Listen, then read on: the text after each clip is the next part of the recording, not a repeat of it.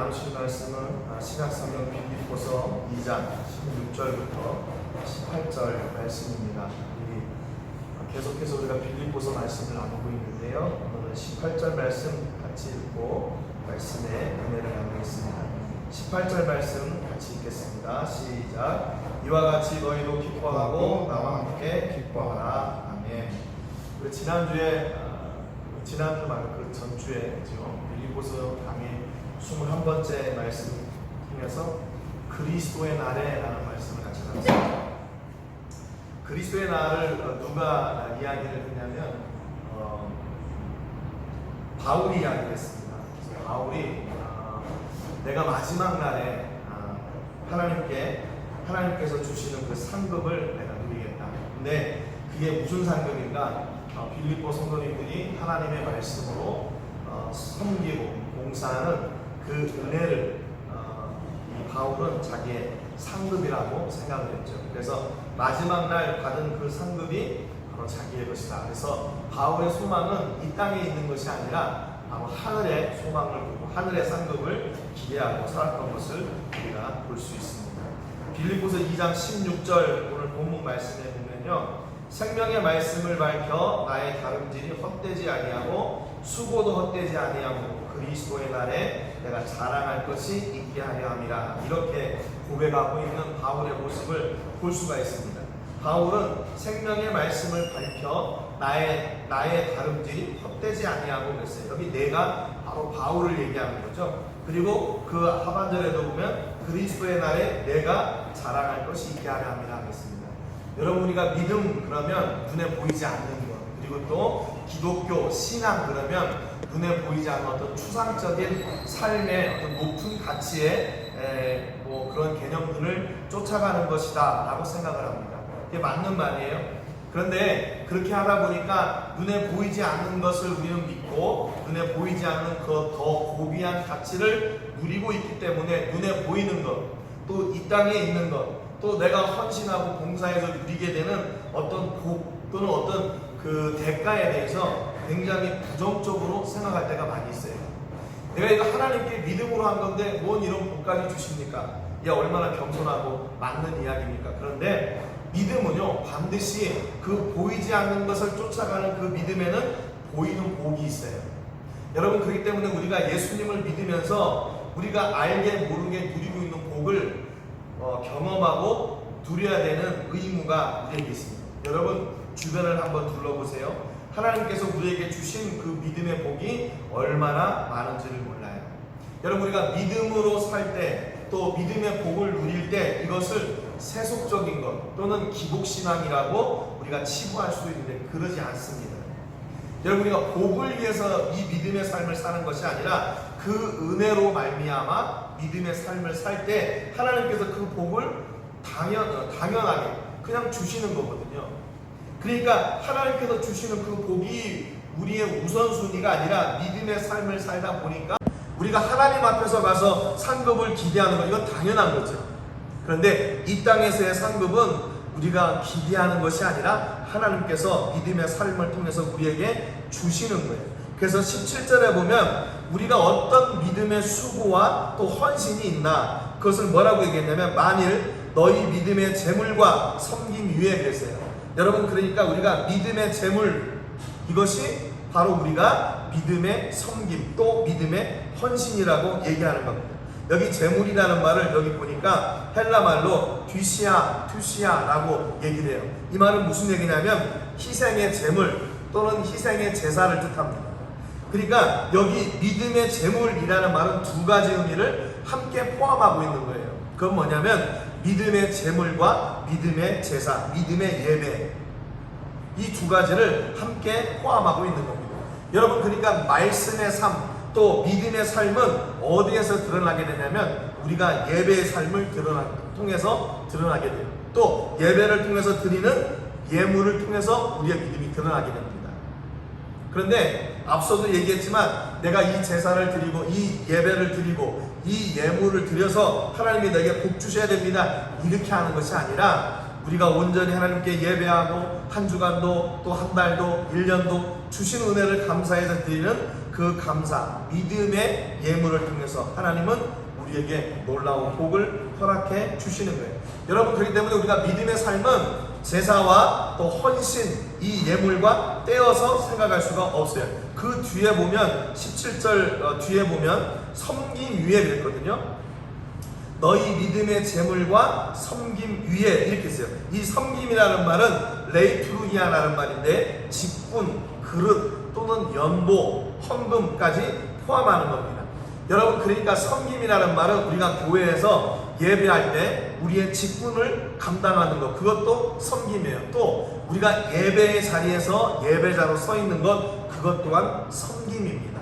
또 특별히 이 섬김이라는 것은 우리가 헌물을 하나님께 드리잖아요. 하나님께 드리는 헌물 말고 우리가 이웃을 섬기는 것도 이 섬김에 포함이 돼요.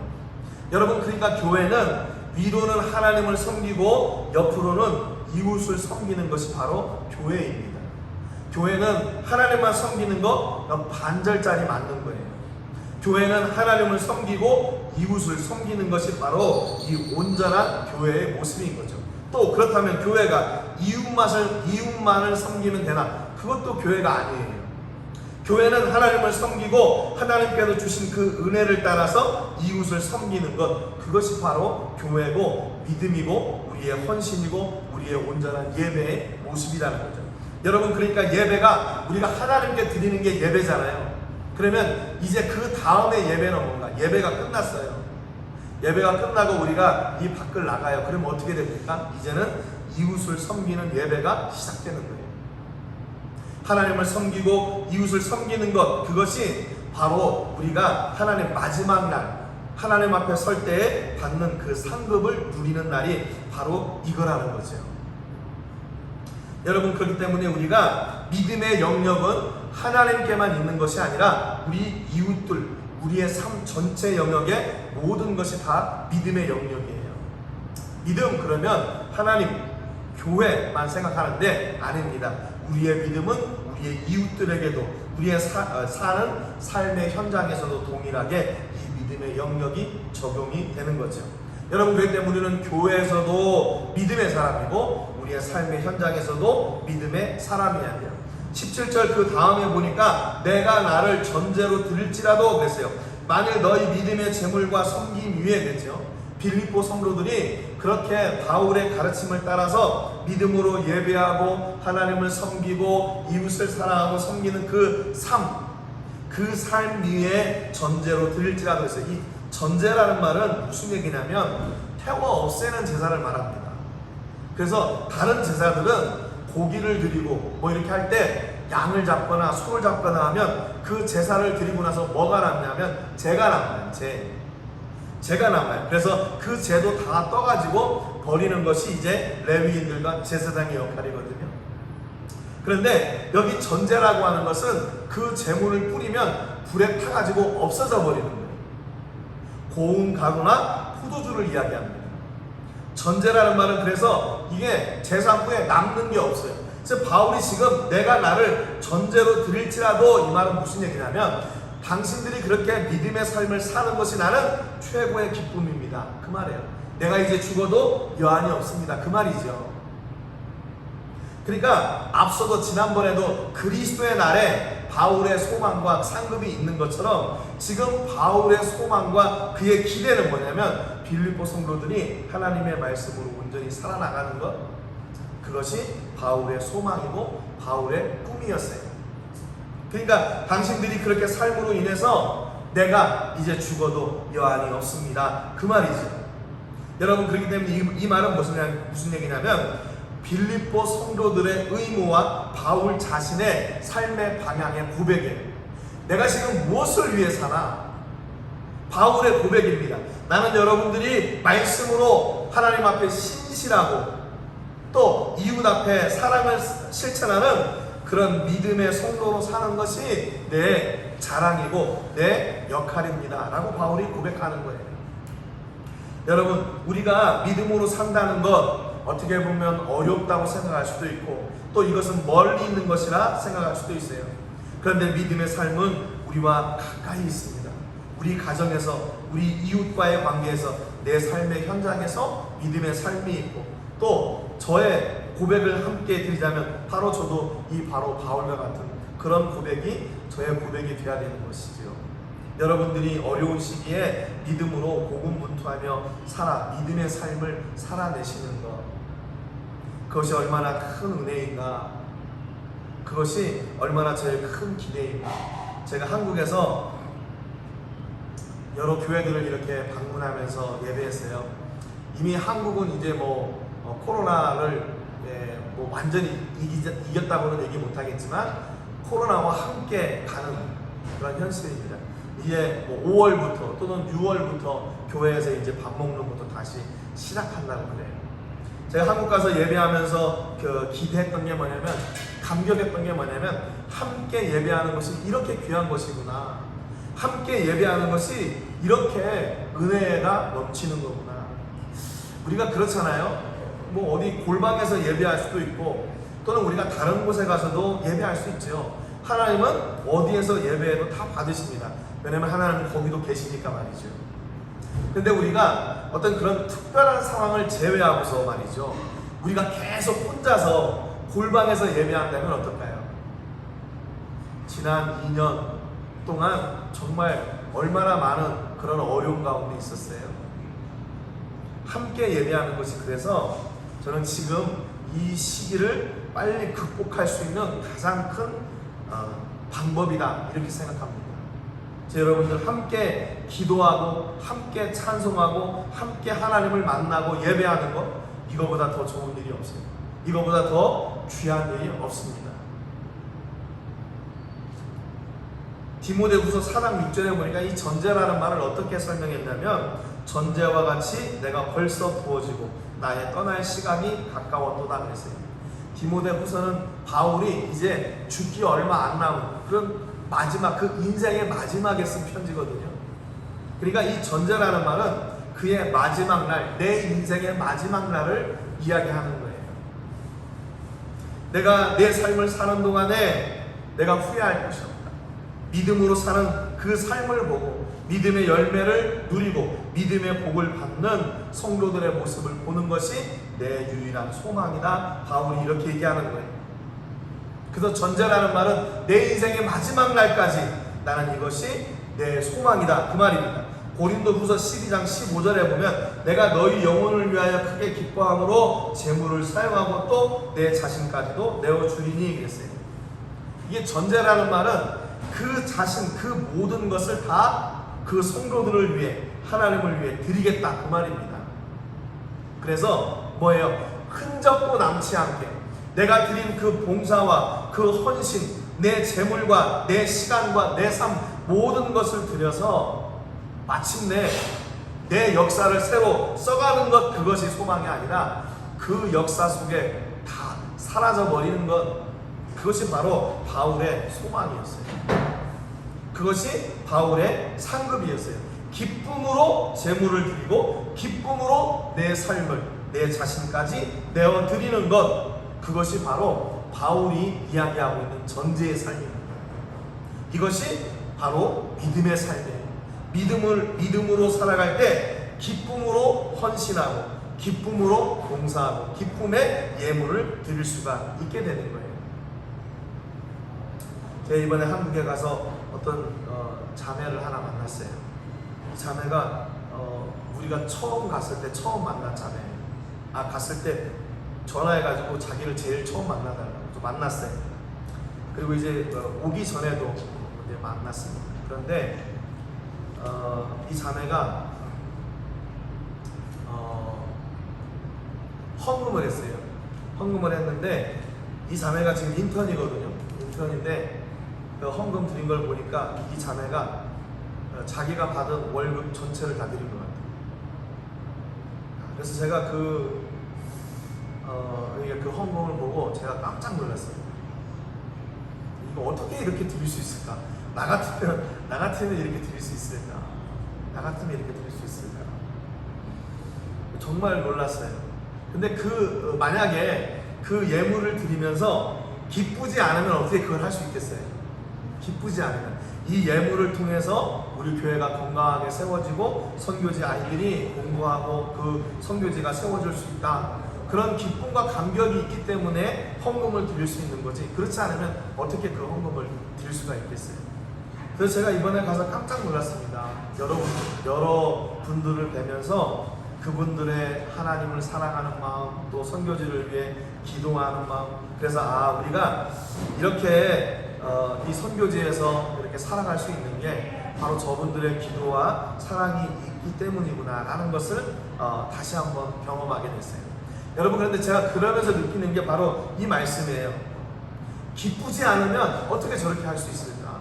기쁘지 않으면 멀리 떨어져 있잖아요. 멕시코하고 한국 얼마나 멀리 떨어져 있습니까?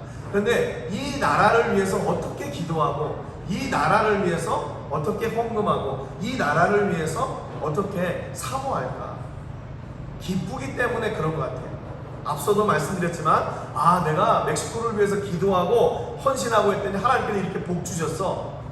그것이 그들의 간증이 아니라 그로 인해서 내가 하나님께 멕시코를 사랑하는 마음, 또 그렇게 기도 이거를 드렸더니 하나님께서 내가 모르는 사이에 이렇게 채워주셨습니다.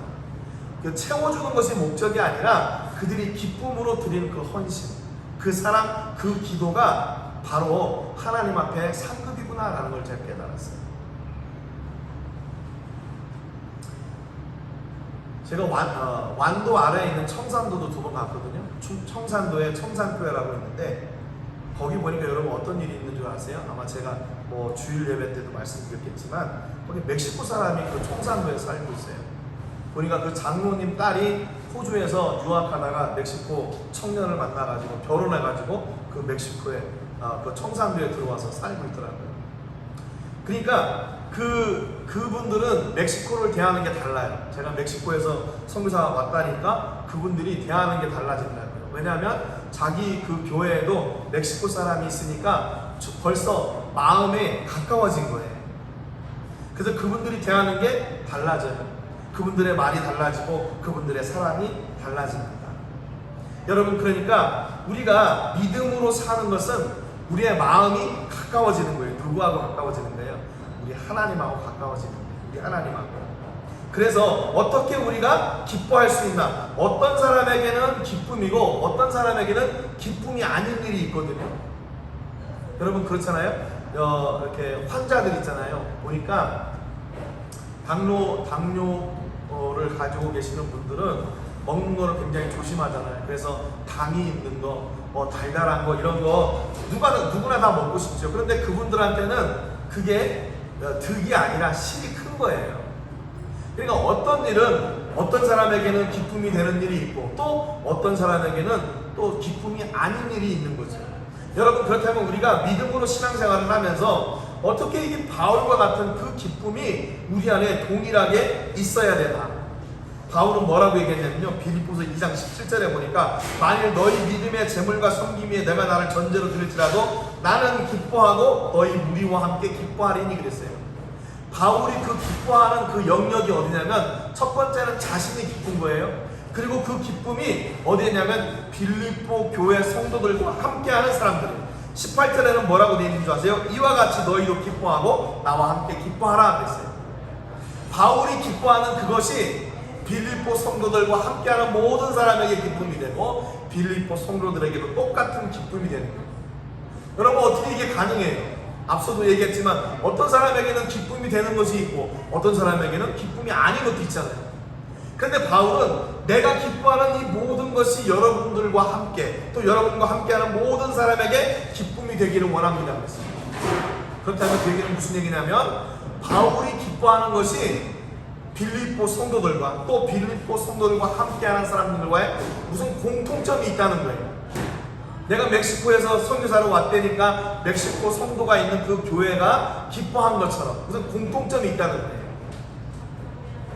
여러분, 우리가 신앙생활을 하면서 함께 기뻐하고 함께 즐거워하고 함께 헌신해야 되는 공통 분모가 있다는 공통 분모.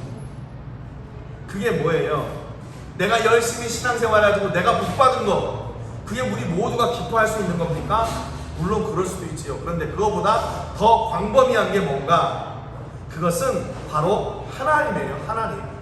우리가 동일하게 누리고 있는 하나님이 나의 기쁨의 조건이 될 때 그 하나님으로 말미암아 나도 기뻐하고 빌립보 성도들도 기뻐하고 그와 함께하는 모든 사람들도 기뻐하게 된다, 그 말입니다.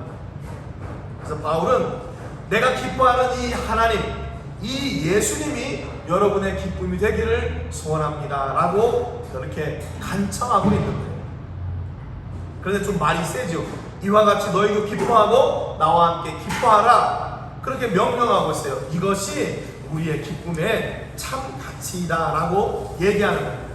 여러분, 우리 교회 보니까 고린도후서 2장 2절에 보니까 내가 너희를 근심하게 한다면 내가 근심하게 한 자밖에 나를 기쁘게 할 자가 누구냐. 3절에 보니까 내가 이같이 쓴 것은 내가 갈 때에 마땅히 나를 기쁘게 할 자로부터 도리어 근심을 얻을까 염려함이요 그랬어요.